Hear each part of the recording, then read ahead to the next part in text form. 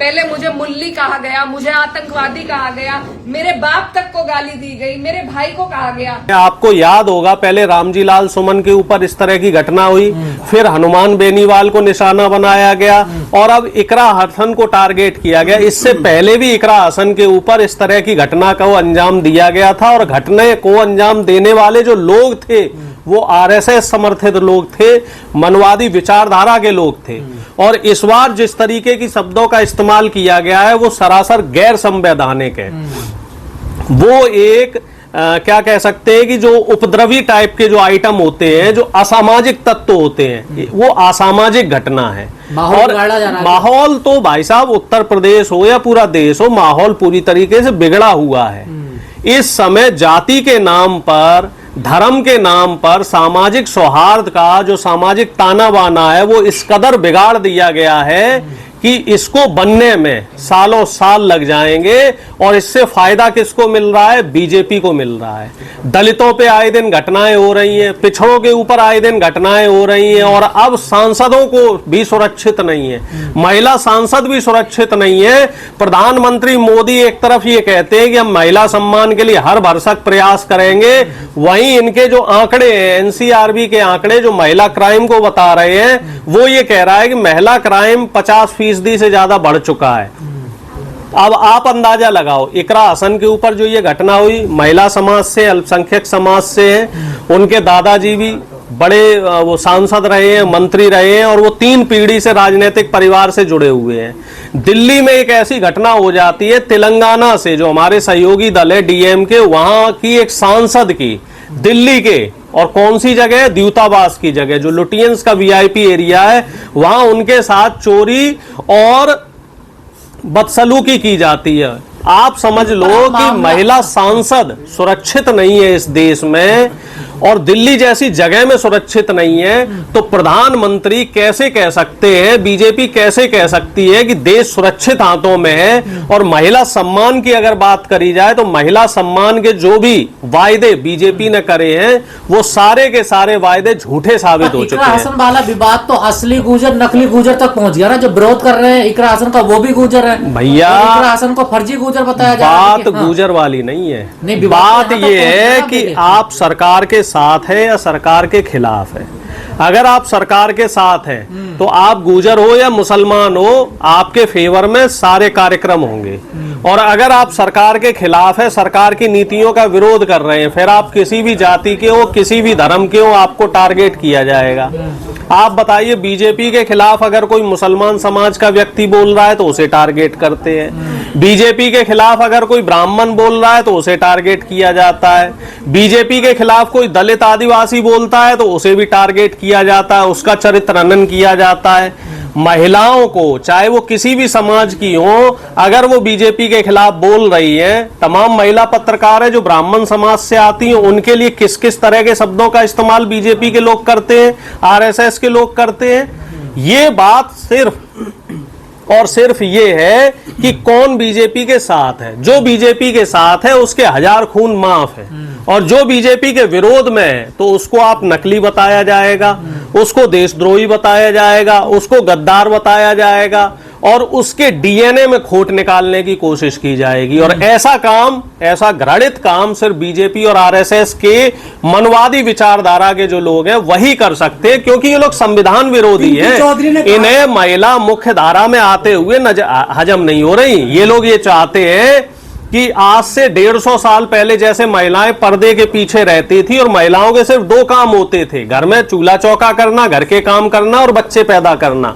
तो ये लोग ये चाहते हैं कि आधुनिक भारत की जो नारी है, जो 21वीं सदी की नारी है, वो भी यही काम करे, इनके घर का रखरखाव करे, इनके बच्चे पाले, इनको रोटी बना के दे 2 टाइम पे, वो दुनिया में कदम से कदम मिला के जो पुरुष के साथ ना चले, सांसद ना बने, अधिकारी ना बने, जज ना बने, अब आईएएस अफसर ना बने, आपके बिजनेस में ना जाए, नौकरियां ना करे, पढ़ाई ना करे, डॉक्टर ना बने, इसलिए इनको तकलीफ है। पर अक्सर देखा गया है इकरा हसन किसी की बातों का जवाब नहीं देते जब इस प्रकार कोई घटना आती है, लेकिन इस बार वो भावुक भी हो जाती है और कहती हैं अगर तुम्हें इतनी ही दिक्कत है तो मुझे मार दो, मेरा खून निकाल लो। इतनी भावुक हो गई है वो। देखिए मामला बड़ा गंभीर बड़ा नहीं। देखिए मामला ऐसा है, जब आप किसी भी शरीफ व्यक्ति को बार बार टारगेट करेंगे, बारंबार टारगेट करेंगे, बारंबार उसका चरित्र हनन करेंगे, उसको भला बुरा कहेंगे, तो कहीं ना कहीं आत्मा को चोट लगती है।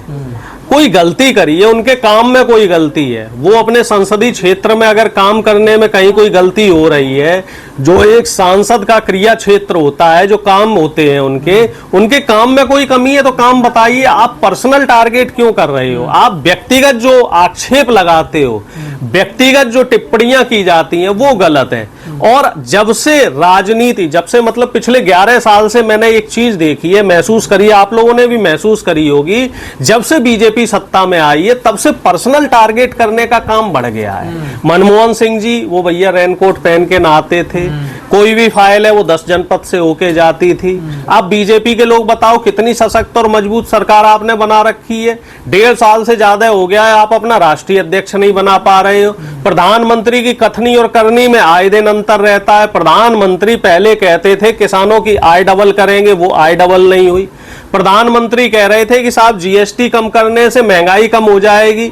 हम तो देख रहे हैं कि जो जरूरत के सामान है वो अब भी, जीएसटी कम हुए 1 महीना हो गया है, लेकिन अब भी जो घरेलू जरूरत का सामान है वो उसी दाम पे मिल रहा है। भैया ये महंगाई जो बढ़ रही है और जीएसटी जो 10% आपने कम करी है, तो इस पे लगाम लगाने का काम कोई पाकिस्तान का आदमी आएगा वो करेगा, या अमेरिका वाले आके करेंगे, कि रूस वाले आके करेंगे? कि सिर्फ टीवी पे प्रकट होके 1-1 घंटे भाषण देने से, अपनी पीठ खुद थपथपाने से आपका काम चलेगा? सरकार का काम होता है, प्रधानमंत्री का काम होता है कि जो गवर्नेंस है, जो सरकारी कार्यकलाप है, जो सरकारी कार्य है, उनकी देखरेख भी करना। लेकिन प्रधानमंत्री वो काम नहीं करेंगे। आपको मालूम है कितने देशों के राष्ट्राध्यक्ष इन्होंने दिल्ली पे बुला रखे हैं? तमाम जो छोटे छोटे देश हैं उनके राष्ट्राध्यक्षों को दिल्ली बुला रखा है, उनको यहाँ आमंत्रित किया है चाय पे, और दिवाली होने के बाद ही प्रधानमंत्री भी निकल जाएंगे विदेशी दौरे पर। प्रधानमंत्री सिर्फ और सिर्फ दो समय मामले प्रधानमंत्री क्या करेंगे बताइए? कुछ नहीं करेंगे। ये बताइए, सीजीआई वाले मामले में प्रधानमंत्री की कोई टिप्पणी आई क्या? बड़े आईपीएस अफसर पूरन कुमार के मामले में प्रधानमंत्री का कोई रुख आया क्या? जुबिन गर्ग की जो हत्या हुई उस मामले में प्रधानमंत्री कुछ बोले क्या? हरिओम वाल्मीकि के मामले में कुछ बोले क्या? मध्य प्रदेश में जो कुशवाहा समाज के व्यक्ति के साथ अभद्रता हुई वहां प्रधानमंत्री कुछ बोले? प्रधानमंत्री, हाँ, अगर कहीं फीता काटने का नाम होता, कहीं किसी योजना का शिलान्यास होता तो वहां प्रधानमंत्री पहुंचते। इन जगह प्रधानमंत्री नहीं पहुंचेंगे। बस उनकी, हाँ, हो सकता है कि कहीं कोई विषम परिस्थितियां हो तो आत्मा जरूर उनकी आहत हो जाएगी, वो दिल से भले ही किसी को माफ ना कर पाए, लेकिन कानूनी कार्यवाही कोई नहीं होगी, उस पे उनकी तरफ से कोई एक्शन नहीं होगा। मामला पूरा सनातन में तब्दील हो जाता है ना। देखिए मामला, देखिए आप, ऐसा है, सनातन को बदनाम करने का प्रयास मत कीजिए। ये बीजेपी द्वारा रचे गए ढकोसले हैं। जहां भी ये घिर जाते हैं, जहां भी इनको ये लगता है कि अब ये बैकफुट पे आ गए, तो वहीं जय श्री राम के नारे लगाने लग जाएंगे, वहीं सनातन पुरातन और हिंदुत्व की राग लापने लग जाएंगे। भैया जहां पे राजनीति हो रही है, जहां पे मुद्दों की बात हो रही है, तो वहां पे आप धर्म को और देश को क्यों ले आते हो? मुद्दे की बात हो रही है, सवाल आपसे जिस मुद्दे पे हो रहा है उसी मुद्दे पे जवाब दो। जब आप लॉ एंड ऑर्डर को डिस्टर्ब कर रहे हैं, जब आप नियम कानून तोड़ रहे हैं, तो आपको सजा मिलनी चाहिए, आपसे सवाल होने चाहिए, लेकिन सवाल के जवाब से आप लोग डर जाते हो और जय श्री राम, भगवान राम को बदनाम करने का काम करते हो, आप सनातन को बदनाम करने का काम करते हो, आप हिंदुत्व के फर्जी नारे लगाना शुरू कर देते हो। तो ये आरएसएस का पुराना एजेंडा हो गया है। ये 11 साल पुरानी तकनीकी है और ये टेक्निक अब चलेगी नहीं। हम हमेशा एक साथ है। प्रधानमंत्री की मां को जब टारगेट किया गया था तब हमने कहा था व्यक्तिगत टिप्पणियां ना करो। स्मृति ईरानी जी के ऊपर टिप्पणियां हो रही थी। जब स्मृति ईरानी जी चुनाव आ रही, वो पिछले 10 साल राहुल गांधी जी के ऊपर हमलावर रही, लेकिन फिर भी हमने उनका पूरा साथ दिया, स्मृति ईरानी जी का। और राहुल गांधी जी ने खुल के ट्वीट किया कि इनको कोई परेशान नहीं करेगा। जब कंगना रनौत के साथ कोई बदसलूकी होती है तब हम साथ देते हैं कि भाई नहीं, संवैधानिक तरीके से अगर किसी सांसद ने, बीजेपी के किसी नेता ने कोई अभद्र टिप्पणी करी है तो संवैधानिक तरीके से जवाब दीजिए। हम कभी भी ना, हमारे गठबंधन का कोई नेता कभी भी असंवैधानिक तरीके से किसी भी बीजेपी के नेता हो चाहे महिला नेत्री हो उसके ऊपर कभी कोई व्यक्तिगत टिप्पणी नहीं की जाती है। ये व्यक्तिगत टिप्पणी का जो ठेका है बीजेपी आरएसएस ने उठा रखा है। जति नरसिम्हा जैसे लोग हैं, ये भगवाधारी है तो भाजपा में है, समर्थन, इन्हें लाइसेंस दे रखा है बीजेपी आरएसएस के लोगों ने।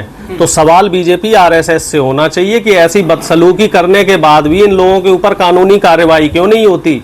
यति नरसिम्हा राव जैसे लोग जो असामाजिक तत्व है, या फिर इनको साधारण भाषा में कह सकते हैं गुंडे हैं, मवाली हैं, ऐसे लोगों को जेल की सलाखों के पीछे होना चाहिए। जो बाकी आप जो नाम ले रहे हैं, जो तमाम दल बने हुए हैं, इनके जो नेता हैं, इन लोगों के ऊपर कानूनी कार्रवाई क्यों नहीं होती। कानूनी कार्रवाई करने के लिए मैं फिर कहूंगा कि किसी दूसरे देश के लोग आएंगे क्या। और कानून इस देश में दो क्यों है। सरकार के खिलाफ अगर कोई बोल रहा है, कोई सरकार की नीतियों का विरोध कर रहा है तो उस पर तो आप तुरंत देशद्रोह लगा देते हो। और अगर कोई सरकार से समर्थित व्यक्ति है और वो संविधान का उल्लंघन कर रहा है तो उसे छूट क्यों दे देते हो। आखिर बीजेपी के शासन काल में ये दो तरह के नियम और कानून क्यों चल रहे हैं। तो इस तरह के सवाल तो बीजेपी से होंगे, प्रधानमंत्री से होंगे, और जवाब भी इन लोगों को देने पड़े। इस समय उत्तर प्रदेश हो या केंद्र सरकार हो, दोनों तरफ से ये लोग घिरे हुए हैं। उत्तर प्रदेश की सरकार भी घिरी हुई है क्योंकि तमाम ऐसे मुद्दे हैं यहाँ पे जहाँ पे समूचे विपक्ष ने केंद्र सरकार पे निशाना बनाया हुआ है।